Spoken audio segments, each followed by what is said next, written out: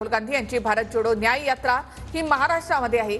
आज घाटकोपरमधून निघालेली ही राहुल गांधी यांची रॅली आपण पाहतोय।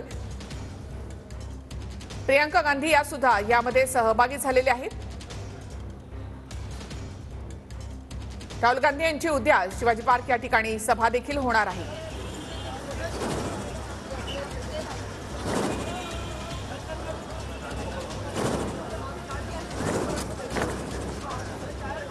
याआधी महाराष्ट्रामध्ये जळगाव, नंदुरबार, त्यानंतर मुंबईच्या घाटकोपर या भागात सुद्धा राहुल गांधी यांची भारत जोडो न्याय यात्रा।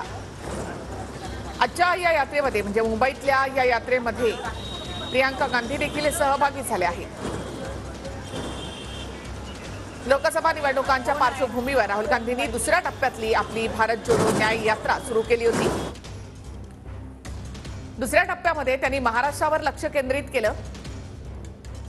विशेष करून मुंबई आणि परिसरामध्ये त्यांची ही भारत जोडो न्याय यात्रा। घाटकोपरमधून भारत जोडो न्याय यात्रा थेट दृश्य आपण या ठिकाणी पाहतोय। राहुल गांधी, प्रियंका गांधी या भारत जोडो न्याय यात्रेमध्ये